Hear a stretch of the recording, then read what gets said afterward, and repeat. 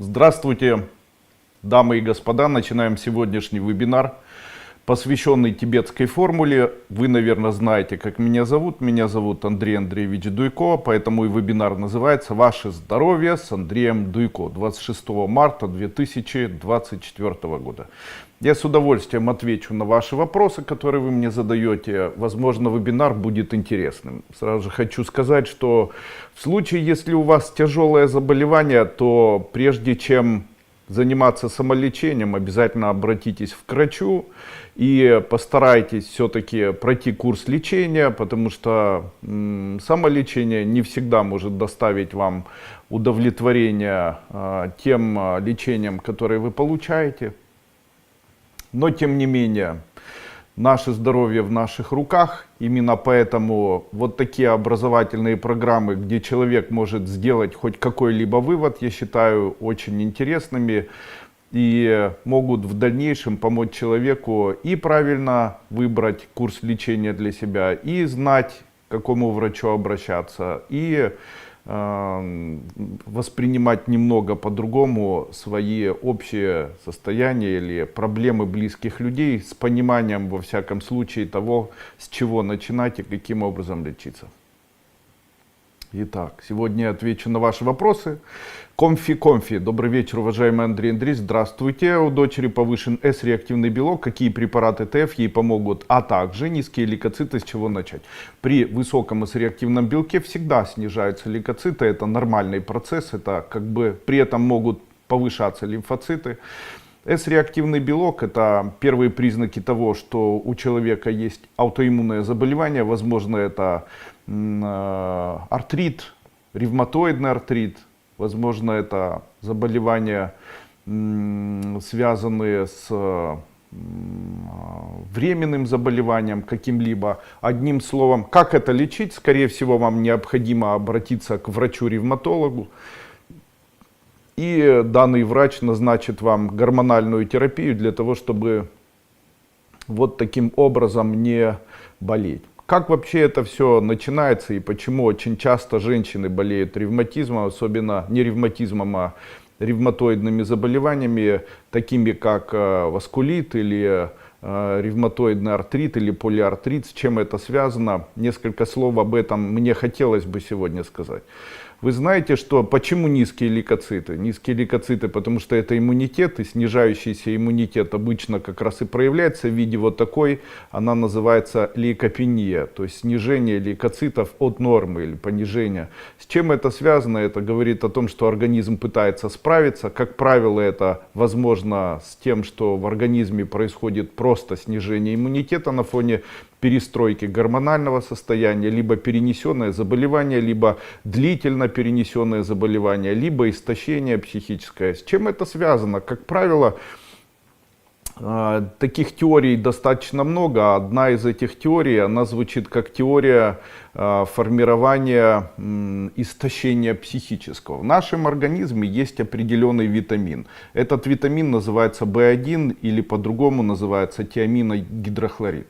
Тиаминогидрохлорид — уникальное вещество, которое необходимо человеку, при этом он не усваивается или недополучает человек данное вещество или данный витамин очень часто в жизни, в случае, если человек тотально начинает избегать определенных видов продуктов, таких как голодание, далее низкая кислотность желудка, далее эзофагиальный рефлюкс, далее заболевания психические, такие как преднамеренное голодание, булимия, перенесенные вирусные заболевания. Это все может впоследствии приводить к тому, что снижается витамин В1 в организме. У человека появляется своего рода, можно сказать, истощение с недополучением витамина В1. Я вообще заметил, что если у человека появляется заболевание суставов, заболевание тремор рук, у человека появляется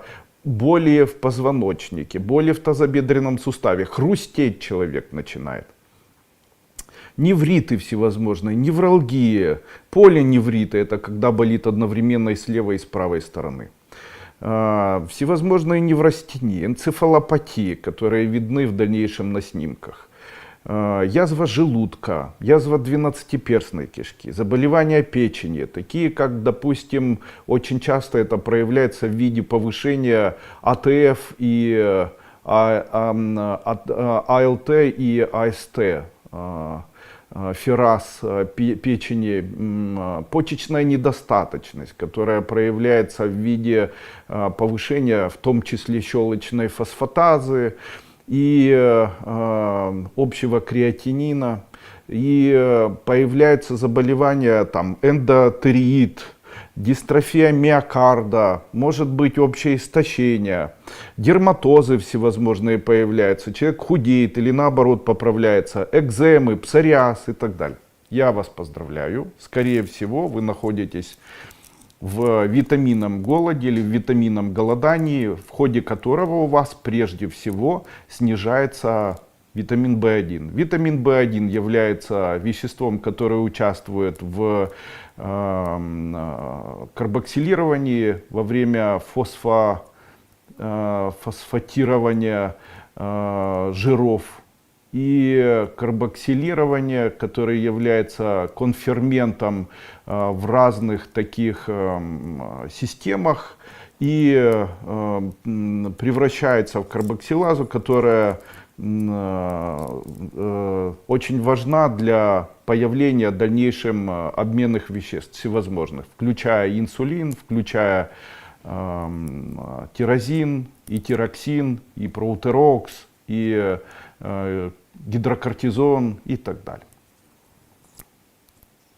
Именно поэтому я очень часто говорю, у человека, который становится утомленным, раздражительным, у человека теряется память, теряется аппетит, появляется нарушение сна, снижается масса тела, появляются вот такие артриты, появляется астения, появляются хронические состояния неврастении, когда человек все время там грызет губу, дергает глазом, у него появляются фокальные такие какие-либо дистонические там подергивания глаза или там быстрое шевеление ногой или нервные тики во время засыпания, плохой сон и так далее. А вы знаете, что это все недостаточность витамина В1. Вы знаете, что если увеличить прием витамина В1 в большинстве своем, то такие проблемы могут быть очень решены. Часто очень, когда человек голодает, когда человек нервничает, то именно это вещество более всего исчезает. Два вещества. Один это минерал, который называется магний, и второе это вещество как раз тиаминогидрохлорид. То, что мы недополучаем в тот момент, когда повышается или снижается кислотность нижнего отдела желудка, в тот момент, когда у человека появляется заболевание поджелудочной железы, в тот момент, когда у человека появляется... кстати, а вы знаете, что практически все дискинезии желчных протоков, практически все заболевания, связанные с холециститом, практически все заболевания, связанные с тем, что у человека появляются камни в желчном пузыре, является следствием того, что у человека недостаточность двух витаминов. Первый витамин это К1, и второй витамин это витамин В1. В случае, если человеку дополнительно давать витамин К1 и витамин В1, то такие заболевания, как заболевания там, кровотечения маточные, там, носовые кровотечения, бляшки всевозможные, которые появляются на ногах и так далее, это все исчезает. Почему это возникает вообще? Тут такой вопрос. Ну, одна из причин это, конечно же, использование, это стрессы. То есть это все на фоне стресса. Но есть еще одна очень удивительная причина, о которой хотелось бы мне сегодня сказать. Эта причина это использование пальморозового масла. Очень часто во время... Вы знаете, что мир сейчас перешел на пальморозовое масло, и в пальморозовом масле находится огромное количество витамина Е. И витамин Е в большом количестве является антидотом, который выталкивает витамин К1 и К2 тоже. И это может приводить как раз к гепатомегалии, это может приводить к недостаточно хорошей работе почек. Во всем мире считается, что данное масло, оно достаточно вредное, но как раз страны третьего мира, к которым мы уже, скорее всего, относимся, в большом количестве используют именно данное вещество для приготовления пищи, для продажи и разведения там, обычных масел. То есть люди говорят, ну мы же не используем, но если человек употребляет, допустим, там, колбасные изделия, готовые продукты, фастфуды и так далее, то есть скорее особенно масло. Особенно сливочное масло магазинного происхождения. Почему? Сливочное масло магазинного происхождения, в нем находится, неправильно говорю, государственное масло или масло, которое продают предприниматели, оно на 80% связано с тем, что в нем находится спрей. Вот этот спрей, для того, чтобы он был самым дешевым, обычно используются маргарины. И эти маргарины, они делаются, их основа это вот такие масла пальморозовые или любые другие. Но одна из особенностей этих масел заключается в том, что в них находится большое количество витамина Е. Витамин Е в большом количестве опасная для человека пища. Она может привести к тому, что у человека появится холецистит, в дальнейшем дискинезия желчных протоков, в дальнейшем могут появиться печеночные изменения. Это гепатомегалия, жировой гепатоз, могут повышаться АТФ, АСТ, билирубин, холестерин может на этом фоне расти. И я хочу сказать вам, что масло, которое вы употребляете и которое вы покупаете в магазине, не очень безопасное для человека. Казалось бы, один из самых лучших продуктов, которые приятно кушать. Так вот, такое масло, оно не хорошее для человека.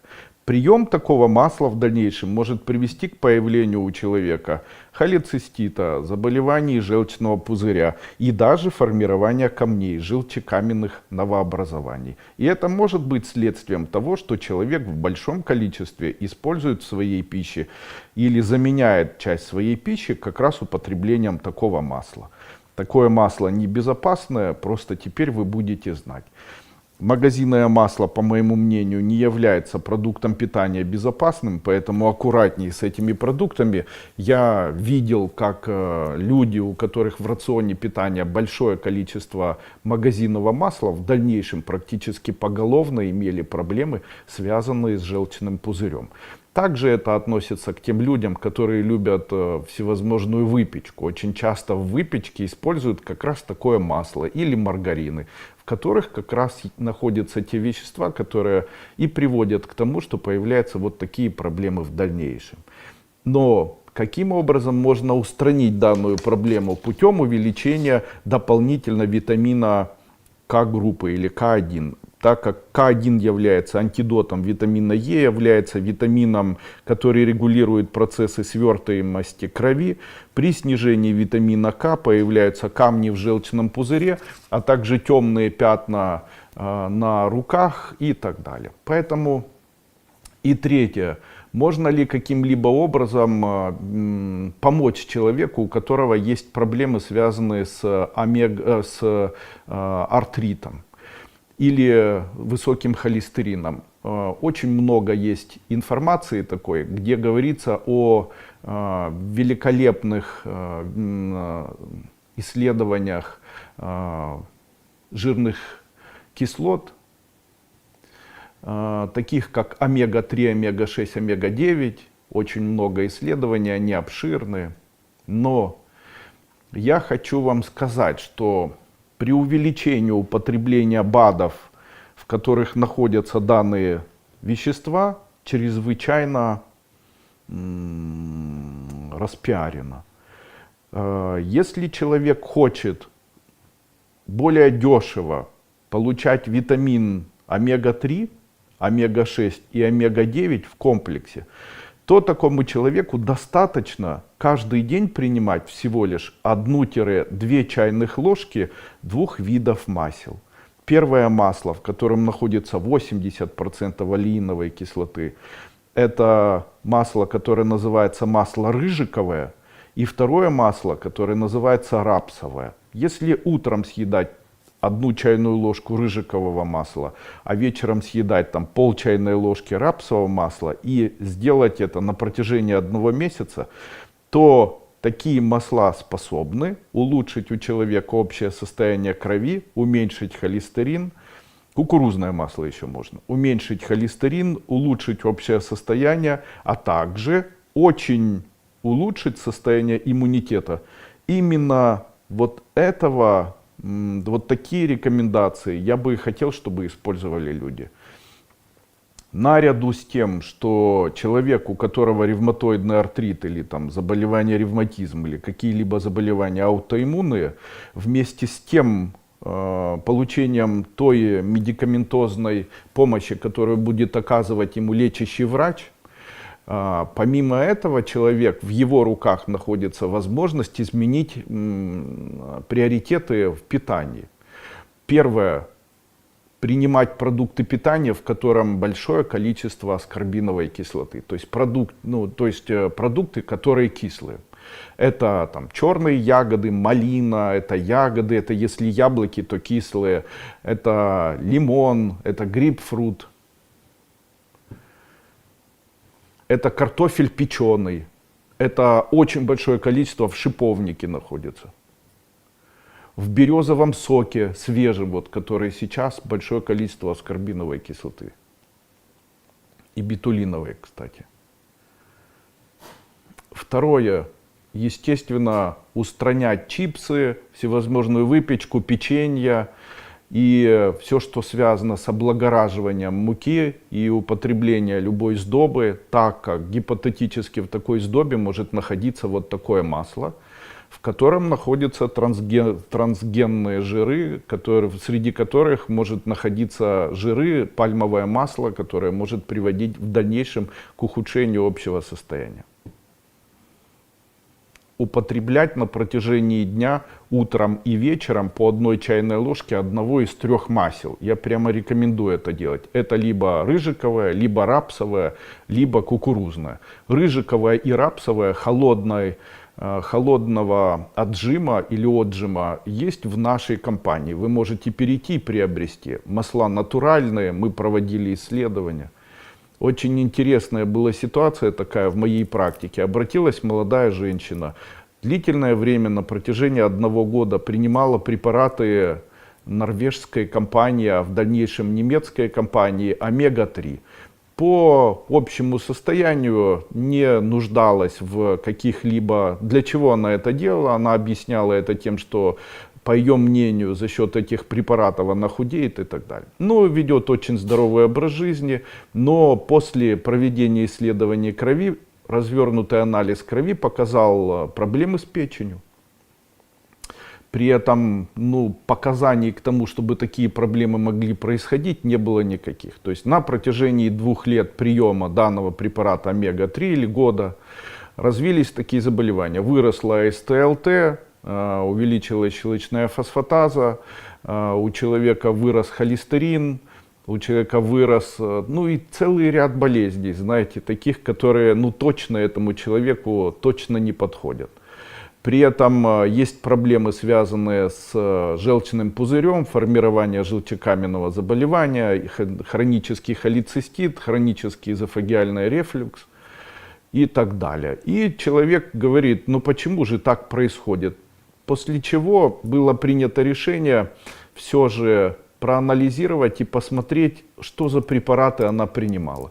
И выяснилось, что препарат, который называется омега-3, не имеет в своем составе омега-3. А что имел? Обычный витамин Е. И, конечно же, витамин Е гораздо дешевле, чем омега-3. И, конечно же, возможно, это препарат, который продается как препарат совместный, где есть омега-3 и витамин Е, но, к сожалению, витамина Е больше. А длительное применение витамина Е без цистина опасно для человека, что и привело к ухудшению общего состояния и обострению, наверное, без этого хронических заболеваний, которыми человек болел. Но вернемся все-таки к теме артрита. В нашей компании есть разработанный препарат, он называется Arthridix. Это препарат, в котором находится 6 экстрактов растений. Я, к сожалению, не смогу сейчас сказать, какие. И этот препарат был сделан мной по рецепту тибетской медицины. Я помню там экстракт клевера, семена чеснока, семена укропа, экстракция этих растений. Что ж там еще? Салат латук, семена его. И, в общем, какие-то вот экстракты, которые в комплексе могут помочь. Как принимать данный препарат? 2 таблетки утром, 2 таблетки вечером. Для того, чтобы снизить вот эти все виды воспаления, для того, чтобы невралгии не развивались, для того, чтобы улучшить общее состояние, конечно же, увеличить прием витамина В1. А в случае, если у человека есть еще, помимо всего прочего, еще развитие заболеваний желудка, то есть болит с левой стороны, ощущение изжоги постоянно, отрыжка, рефлюкс, воздух выходит или заброс пищи, или горький даже заброс пищи, ощущение горечи во рту, то тогда к витамину В1 и к витамину К1 необходимо добавить еще витамин В6. То есть моя рекомендация: принимайте витамин В1, В6 и К1 или К2 по 2 таблетки 2 раза в день. Также аскорбиновую кислоту можно магазинную. Измените рацион питания, обратитесь к ревматологу, пусть назначит вам препараты гормональные. И на протяжении 1-2 месяцев приема препаратов, скорее всего, улучшите общее состояние. Для того, чтобы лейкоциты повысить, принимайте любые препараты, которые могут повысить иммунитет. Среди препаратов, которые очень активно повышают иммунитет, это бетулиновая кислота, и это мой новый препарат, который называется Джолкар. Очень рекомендую. Кстати, если у вас есть какие-либо уже выводы или комментарии по поводу применения препарата Джолкар, буду очень признателен, если напишите. Здравствуйте, Андрей, спасибо большое за ваш труд. Моей мамы онкологии легких. Проходим химию уже год. После иммунотерапии воспалились почки. Принимаем бетулиновую кислоту. Скажите, какие препараты ей больше подойдут? 77 лет маме. Вера. Ага, Анна. Анна, с удовольствием отвечу на такой вопрос, но давайте мы это сделаем не во время вебинара, а когда вы мне напишите личным сообщением. Попросите операторов, пусть дадут мой телеграм, и я с удовольствием посмотрю вашу маму и скажу, какой курс из препаратов ей необходимо добавить или отменить. С удовольствием это сделаю.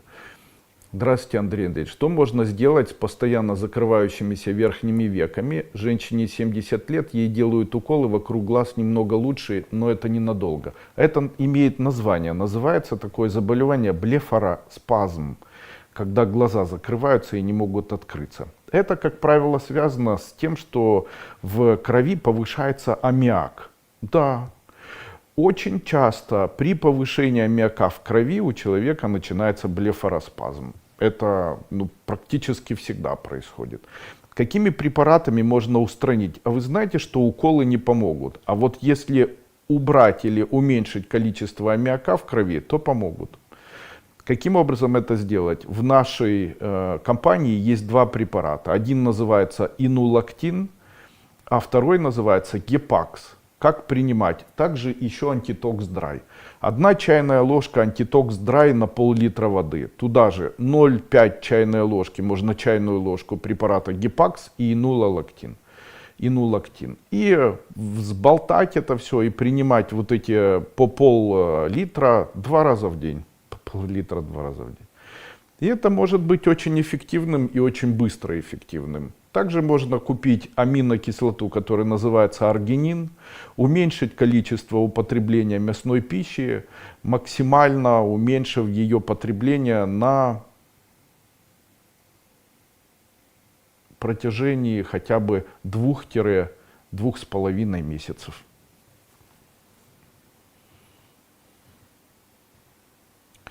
B1 можно, да, совершенно верно. Почему? Потому что это тоже является судорогой, а B1 является миорелаксантом. Поэтому вот такое миорелаксирующее действие может создавать витамин B1. Поэтому B1 тоже можно по 2 таблетки 2 раза в день.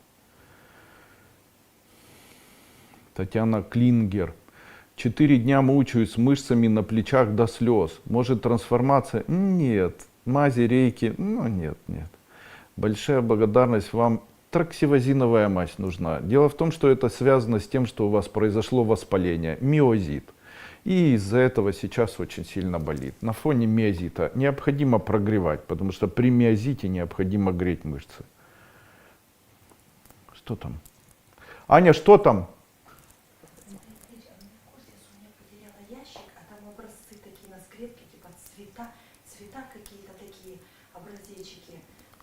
Нет, нет.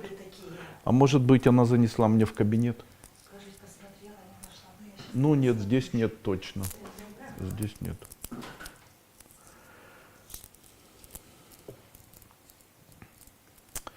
Итак, что делать, если появился миозит? Поможет мазь траксивозиновая.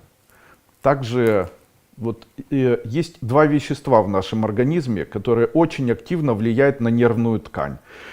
Очень часто снижение концентрации данных веществ, нехватка этих витаминов, а всем известно, что весна — это время, когда у человека появляется витаминоз, и появляются, как ни странно, перед наступлением весны и во время весны. Вот даже в каталогах тибетской медицины, вот так это здесь разрисовано, весна, а именно март, связан как раз с тем, что у человека появляются заболевания мышц, миозиты, заболевания шеи, заболевания позвоночника и так далее. С чем это связано и чем это лечить? В нашем организме есть определенные 2 витамина. Они очень уникальные, и они восстанавливают нервные ткани.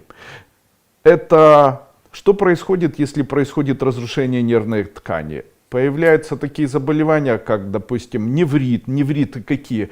Неврит лицевого нерва, неврит, допустим, связанные там, самые, наверное, распространенные, это на фоне листоза.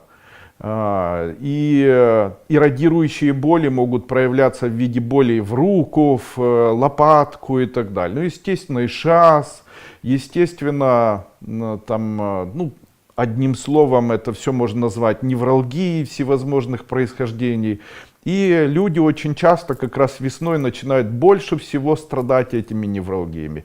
Сейчас, если прийти к неврологу, то будет, не запишитесь, такое будет большое количество. С чем это связано? Никто не может понять, что это связано просто с обычным авитаминозом. Говорю вам серьезно. Каких витаминов не хватает? 2. Каких? Витамина ПП или по-другому никотиновой кислоты. И 2 витамина не хватает, это витамина В1.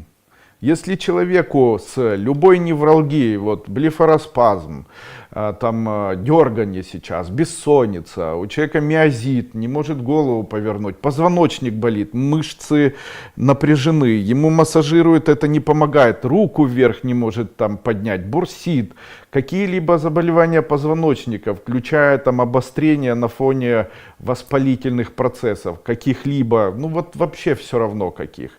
Там воспаление суставов, там артроз, гонартроз, там артроз тазобедренного или коленного, даже при подагре, там артрит пальцев рук, полиартрит, обострение сейчас, которое происходит, оно все купируется. Если человек начинает принимать в больших дозировках обычный витамин никотиновая кислота и обычный витамин В1. Принимайте B1, он продается в моей компании совместно с никотиновой кислотой. Она продается в моей компании, называется данный препарат КФС. КФС принимать по 1 таблетке на 10 килограммов вашего веса на протяжении дня. Допустим, во мне 115 килограмм, мне необходимо, ну, получается, ну, около 10 таблеток выпивать на протяжении дня. Но это очень большая дозировка, можно меньше, можно 6 таблеток. Но в случае, если вы аптечные будете покупать, то аптечные, там очень маленькая дозировка, ну, как раз вот и нужно в такой дозировке принимать. Не стоит бояться, если у вас на фоне приема препарата никотиновой кислоты будет ощущение, будто тело у вас начало гореть. Это не является аллергией, но является таким синдромом приема высокого количества никотиновой кислоты. Она не цитотоксична, не приводит человека к развитию аллергической реакции. И применение никотиновой кислоты и вот такой внешний зудящее ощущение является как раз признаком того, что у человека есть общая недостаточность никотиновой кислоты. В целом, если у человека есть заболевания позвоночника, рук, суставов, там, длительные миозиты, невралгии, ишиасы, там болит тройничный нерв, где-то там что-то дергается, и даже бессонницы, применение витамина В1 совместно с препаратом никотиновой кислоты устраняют данные процессы. Великолепное средство, повышает иммунитет, при этом улучшает общее состояние, нагревает тело, ну и так далее. Наш организм уникальный. Поэтому купите никотиновую кислоту в аптеке. Она продается везде, является биологически активной добавкой, витамином. И попринимайте ее. Я думаю, что за 3-4 дня приема никотиновой кислоты ваша проблема будет решена. Татьяна Афанасьева. Здравствуйте, Андрей Андреевич. Почему высокий в B12? Имею частые головные боли, заложенность носа, иногда слабо ощущаю свое тело, болею. Хашимото. Боюсь страшной болезни, к врачам не попасть. Очень часто, во время того, когда у человека развивается заболевание щитовидной железы, особенно там, высокая антипероксидаза или повышается ТТГ или Т4, вот при любых заболеваниях, особенно аутоиммунном тиреоидите, растет витамин В12. Именно поэтому именно лечение щитовидной железы является ключевым для снижения витамина В12. Что является антидотом витамина В12 и как его необходимо снизить? Антидотом витамина В12 является обычный кальций. И прием кальция в большом количестве может помочь справиться с высокими титрами витамина В12, понизив их. Какой кальций? Самый обычный, можно в аптеке купить, приобрести, можно глюконат, самый обычный, самый недорогой. Не нужно заморачиваться, искать какой-либо особенный. Можно ли кальций там, в виде витамина D3? Можно, но лучше обычный кальций. В нашей компании кальций мы продаем в виде цитрата кальция. Можно применять данный препарат в виде цитрата кальция. И, конечно же, еще раз обратиться к эндокринологу и посмотреть, чтобы эндокринолог сделал все-таки заключение, назначил правильные препараты. По поводу того, что вы болеете каким-то страшным заболеванием, не заморачивайтесь, это, скорее всего, не так. А вот успокаивать нервную систему нужно. Здравствуйте, остеохондроз всех отделов позвоночника, симптомы, постоянное головокружение, уже сил нет. Подскажите, прошу, чем помочь. Препарат Вертебралис, препарат КФС, алгоцин, препарат кальция цитрат или цитрокальцимин и B1. Это препараты, которые в комплексе способны справиться с вашим заболеванием. Причем быстро и причем очень эффективно, так, чтобы вы остались довольны.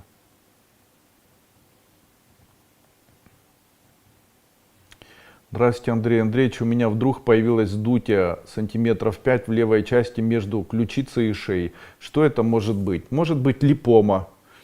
Между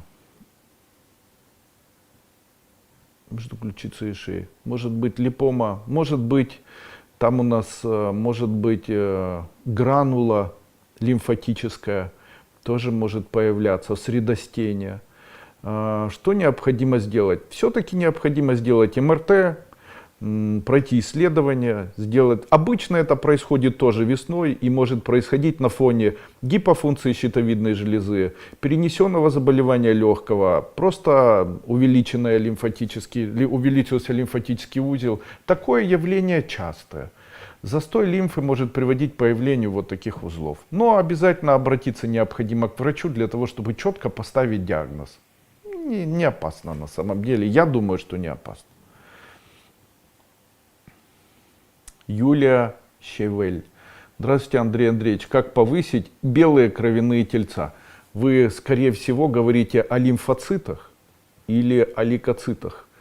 Лейкоциты, они же и лимфоциты.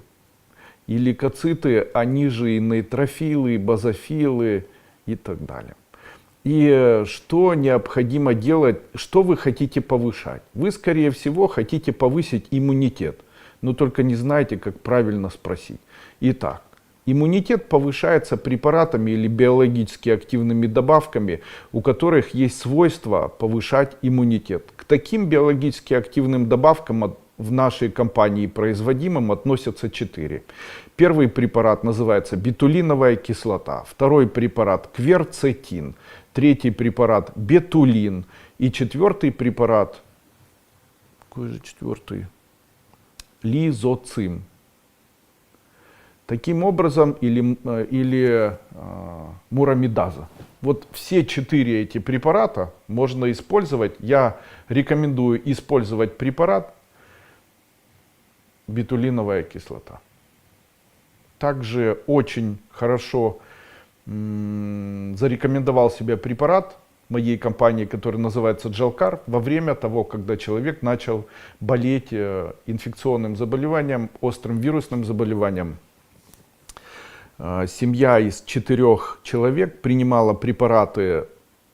Те, кто принимал препарат Gelcar совместно с препаратом противовирусным Грипп-депо нашей компании, и те, кто не принимал данный препарат, эти 2 группы по 2 человека, те, кто принимал, болел ровно на 90% меньше, чем те, кто не принимал данный препарат. Поэтому я могу сказать, что эффективность препарата, особенно Gelcar, бетулиновая кислота и кверцетин, при остром вирусном заболевании очень заметна, и очень рекомендую использовать данный препарат. Лила Шорик. Как мне получится болит тазобедренный сустав при ходьбе и вставании после долгого сидения при поднятии на этаж по ступенькам? Это артроз тазобедренного сустава. Необходимо обратиться к врачу и определить, что же там на самом деле происходит. Возможно, удастся этот процесс замедлить путем введения каких-либо препаратов в виде инъекций, там, гиалуроновой кислоты или хондроитина, глюкозамина или каких-либо там стекловидного вещества. Сейчас очень большое количество есть всевозможных предложений и препаратов, которые могут справиться с начальными стадиями развития артроза. Но в случае, если затягивать, терпеть, мазать чем-либо, то это в дальнейшем может привести к потере тазобедренного сустава. Не тяните с этим, начинайте все-таки не самолечением заниматься, а идите к врачу. Пусть поставит правильный диагноз, пусть обозначит курс лечения, который необходимо делать, или курс либо профилактических, либо стационарных процедур. Какие могут относиться, какие процедуры могут быть? Есть там ультразвуковое вибрационное воздействие. Но есть целый ряд там всего. Массажи обычно не помогут. Поэтому, что вам сказать? Мне жаль. Народные способы это применение яйца в уксусе. Берется яйцо в кожуре или в скорлупе, заливается уксусом, стоит на протяжении 10-15 дней, пробивается после этого, взбалтывается и натирается каждый день на ночь то место, где болит тазобедренный сустав.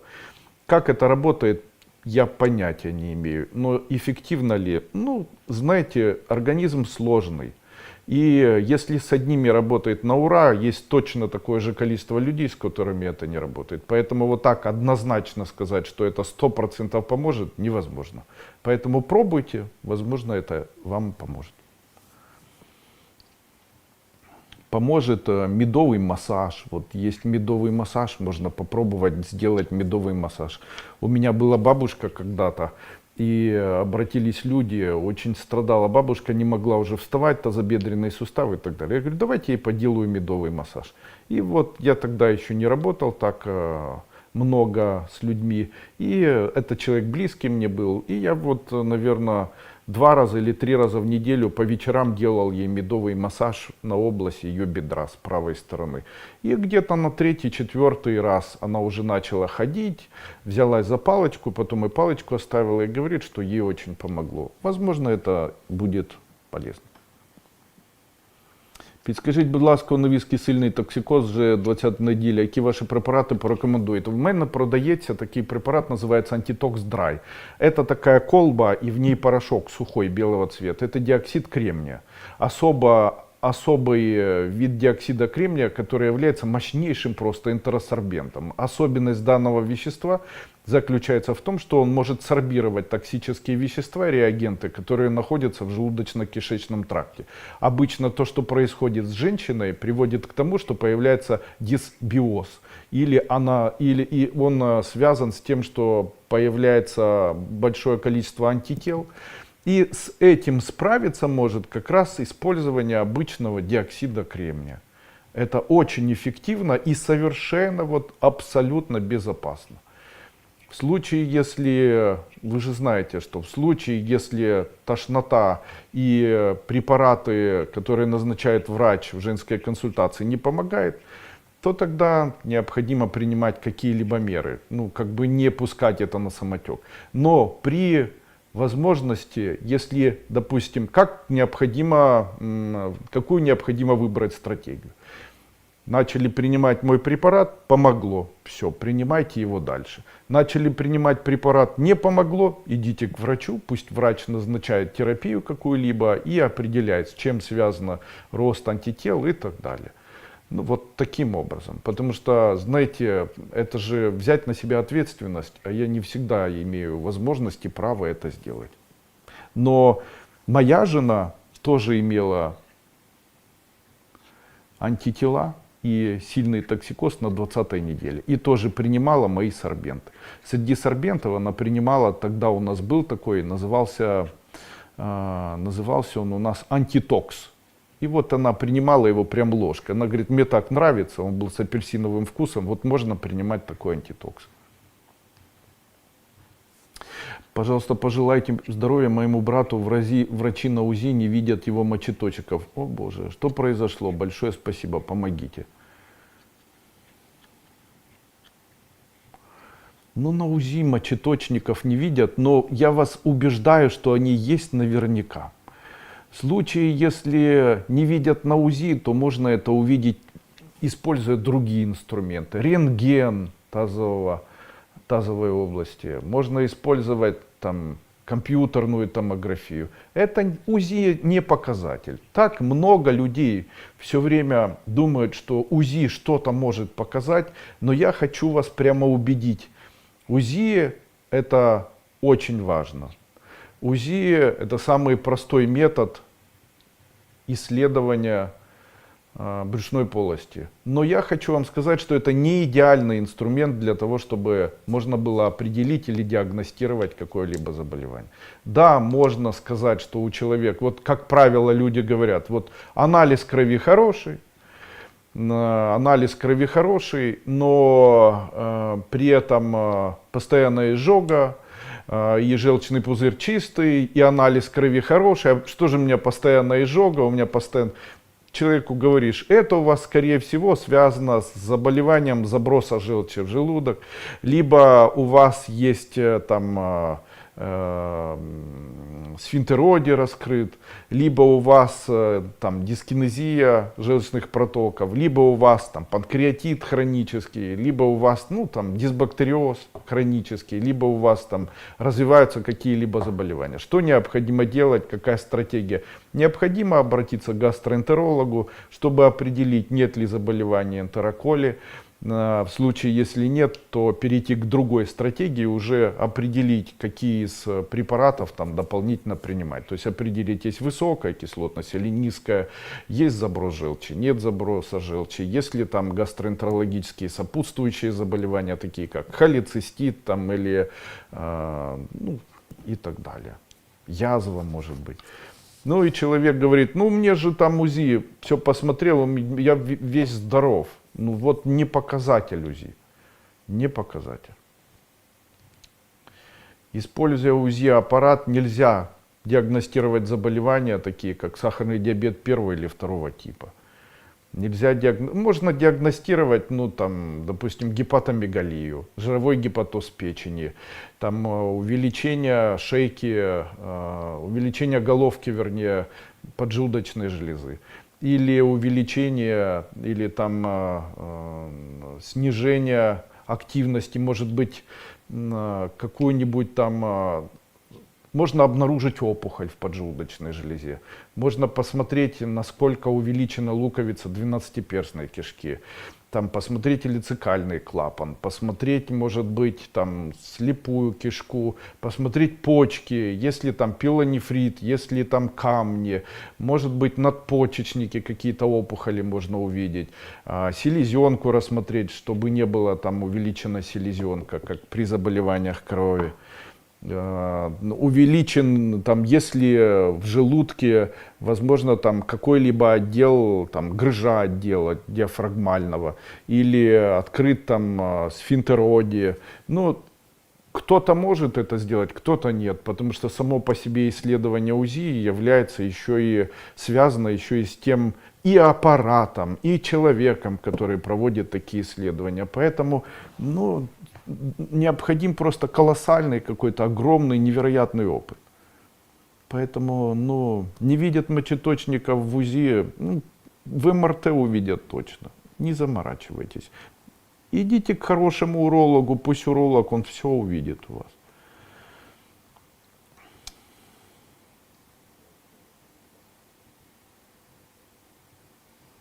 Как понизить гемоглобин? Гемоглобин, как правило, растет у человека на фоне легочных заболеваний. Как правило, это диагностируется высокий гемоглобин там 160, 180, 220. Это все заболевания легких. Туберкулез, эмфизема. Гемоглобин высокий может быть еще и в случае, если у человека сахарный диабет второго типа. Какая стратегия исследований? Первое — это флюорография. Второе — анализ крови, при этом еще и анализ крови, развернутый анализ крови, и при этом еще и инсулин, глюкоза в обязательном порядке. Гликированный гемоглобин, да, индекс НОМА. Вот такие исследования необходимо провести.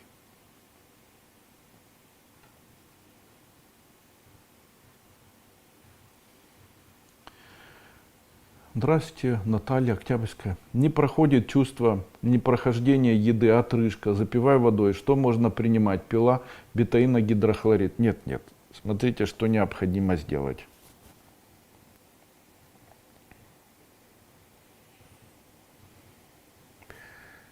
Принимайте витамин В1 и В6. А также принимайте препарат антитокс драй и лизоцим. Антитокс драй принимайте 1 чайная ложка на стакан воды, туда же можно жидкий лизоцим. И по стакану 2 или даже 3 раза в день принимайте. Не нужно принимать ни уксус никакой, ни бетаиногидрохлорид, ничего этого не делать. Наталья Савельева. Здравствуйте, Андрей. Чем заменить никотиновую кислоту? У меня на нее аллергия. Я хочу вам еще раз сказать. Аллергии на никотиновую кислоту не бывает, потому что данная кислота, она не аллергенная вообще. У человека не бывает аллергии на этот витамин. Но у человека бывает реакция на применение никотиновой кислоты, которая проявляется в виде аллергического высыпания. В целом это не аллергическое высыпание и ничего общего с аллергией не имеет. При этом человек может ощущать покраснение в глазах, зуд. И оно может быть массированное, это покраснение. Это как раз реакция на недостаточность как раз никотиновой кислоты. Поэтому маленькими дозировками, не сразу большими глушить дозировками, по чуть-чуть маленькими. Поэтому и болят и суставы, и позвоночник, потому что у вас аллергия на никотиновую кислоту. Ее пора принимать вам срочно. За последние 10 лет у мужа 3-й инсульт. Сейчас восстанавливается после экстренной медицинской помощи, что вы посоветуете для дальнейшего восстановления? У меня есть целая программа, она называется «Программа после инсульта». Это препараты децепин, антипаразин, здоровые сосуды. Также я рекомендую использовать препарат Джолкар, Гваргин. Вот такие препараты для улучшения общего состояния. Что необходимо вообще изучать и что необходимо делать для того, чтобы в дальнейшем такое не появлялось? Итак, первое. Посмотреть заболевания позвоночника. Второе, нет ли ущемлений. Второе, в случае, если есть ущемление, начать работать с позвоночником. Массажи. Второе, посмотреть, нет ли высокого холестерина у человека, не болеет ли человек атеросклерозом. Провести ряд терапий таких, которые могут снизить у него высокий холестерин. Каким образом? Первое, увеличить количество сна, начать ложиться раньше. Второе, начать принимать либо кукурузное, либо рапсовое, либо рыжевое масло. По 1 чайной ложке 1, 2 или даже 3 раза в день. Убрать из рациона питания ненатуральное масло, а также печенье, и там сдобу, и майонез в том числе, производимый где-либо вне дома. Третье.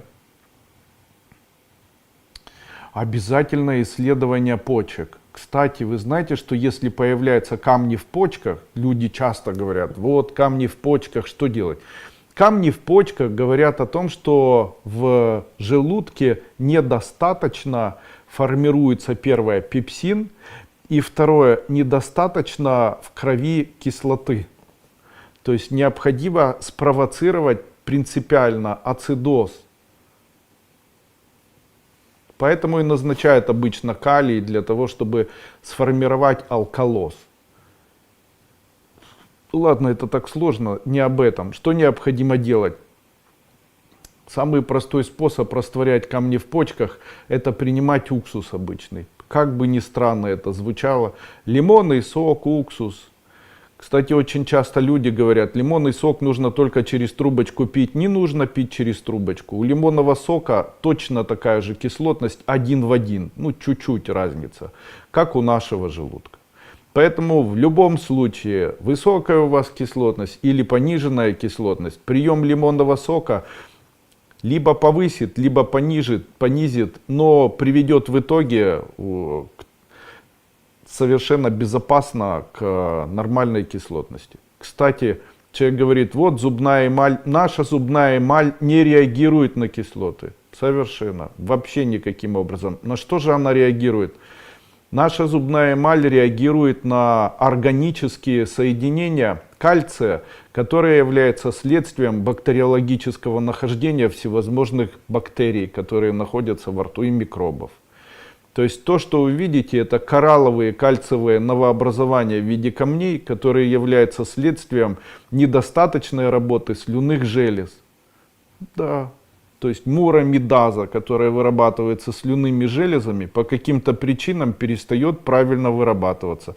И количество бактерий, которые находятся в полости рта, увеличивается. Это происходит за счет того, что у человека во время нервного состояния появляется высокий гастрин, открывается клапан в пищевод и происходит ночное или дневное небольшое забрасывание бактерий и микробов, которые проникают по пищеводу в ротовую полость, заражают таким образом ротовую полость, что в дальнейшем приводит к повышению бактериологического состояния. А чем лечится? Не знаю, 30 капель обычной перекиси водорода на стакан воды. Когда чистите зубы, можно солью промывать, потому что соль уничтожает все во рту, где находится хоть какая-либо бактерия, если доходит туда. Ну и перекись водорода тоже реагирует. Ну и обязательно полоскание. Самое лучшее это полоскание 1 стакан воды и там 30-40 капель моего препарата, называется лизоцим жидкий. Гингивит за 1 раз. Пародонтоз за 1 неделю. Зачем так страдать и так мучиться, если можно это вылечить, ну практически. Даже при сахарном диабете 2 типа, сумасшедшее кровотечение десен, 3-5 дней это убирается. Великолепный препарат. Почему? Очень высокая активность. Мы для стабилизации активности лизоцима, самой мурамидазы, добавляем туда неоцин аскорбиновой кислоты. оно стабилизирует, и оно в комплексе работает еще лучше, особенно если это связано с ротовой полостью. Устраняет камни, в дальнейшем камни исчезают, перестают, зубы портятся. Человек говорит, у меня проблемы с зубами, что мне делать? Да не с зубами у вас проблема.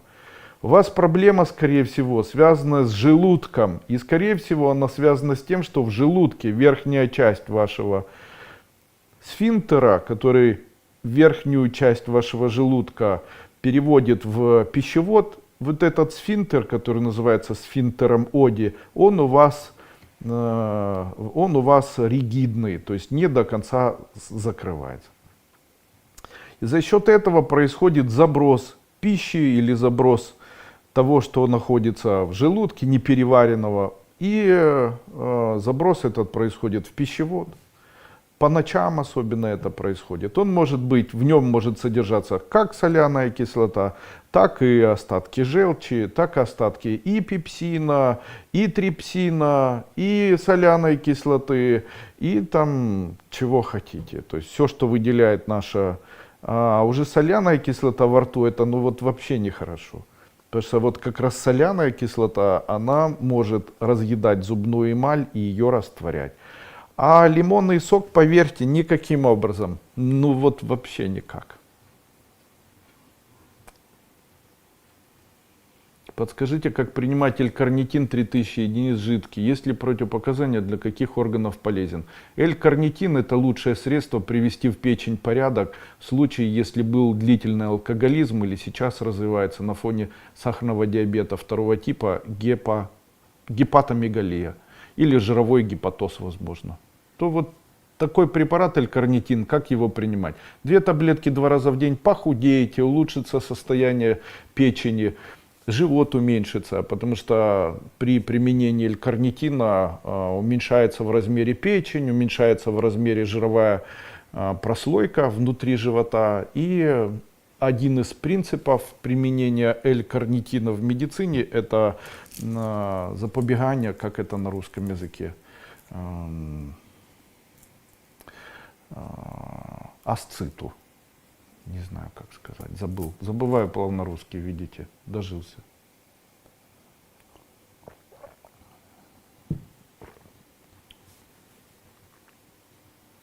Валентина Оселечик. Доброго вечора, вчителю. Сьогодні забрали в лікарню, болить голова та шум, діагноз не поставили. Що з ТФ порадите? Возьмите сейчас. Первое, что там есть такой препарат, в аптеке он продается, он называется Вестибо. Принимайте его по 1 таблетке 3 раза в день. Скорее всего, это дистоническое, может быть, на фоне там энцефалопатия, или это там дистоническое, или это там окклюзия сосуда, или это что-то связано с позвоночником. Что попринимать? Смазывайте моей мазью, которая называется Габана. Второе, обязательно принимайте препарат Вертебралис по 2 таблетки 3 или даже 4 раза в день. Альфа-липоевая кислота и препарат Гваргин по 2 таблетки 3 раза в день. И обязательно что-либо успокаивающее. Вот обязательно. Можно поставить.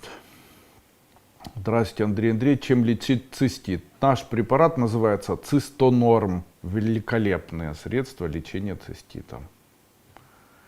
Здравствуйте, уважаемый Андрей Андреевич. Низкий поклон за препараты ваши. Крепкого вам здоровья. Спасибо. Что можно сделать при апатии? Не могу найти силы в себе. Перенесла левосторонний парез. Это следствие левостороннего и правостороннего пареза на фоне инсульта. И один из проявлений постинсультной такой вот реабилитации является депрессия и апатия на фоне депрессии.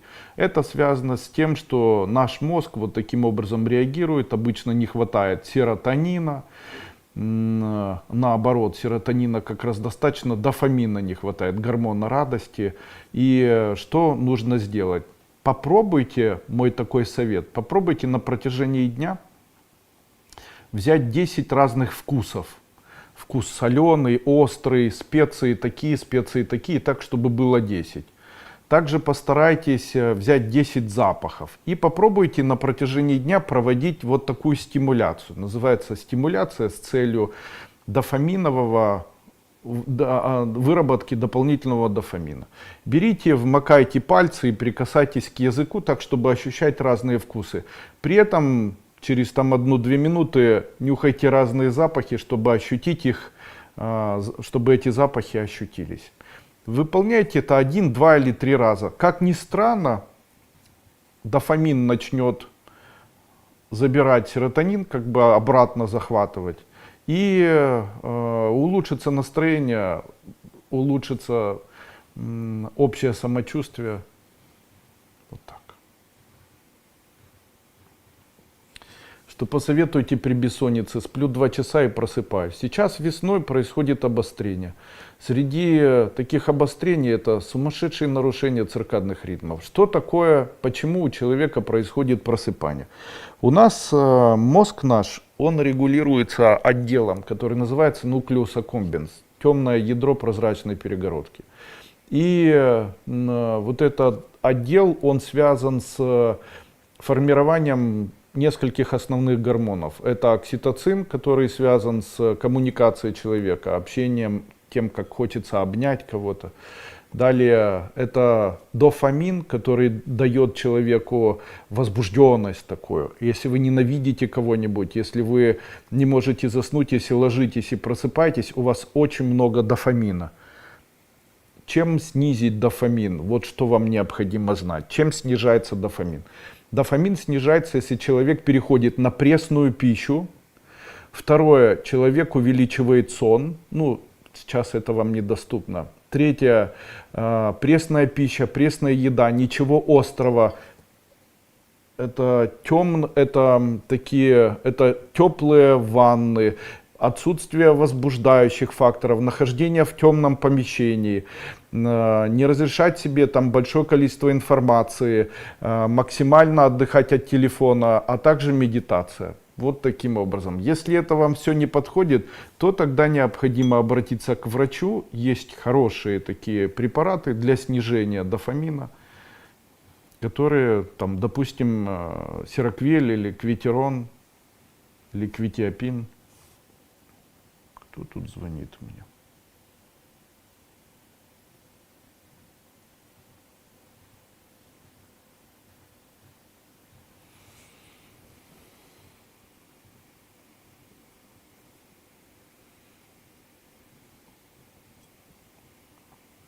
Смотрите, у нас все равно не получится, чтобы я ответил на все абсолютно вопросы, но те вопросы, которые вы мне сейчас задаете, напишите в комментариях к данному видео. Сейчас, когда видео это закончится, я сяду и поотвечаю на ваши вопросы.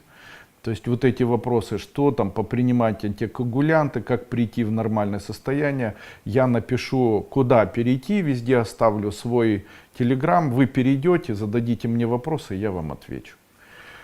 Я желаю вам здоровья, до свидания.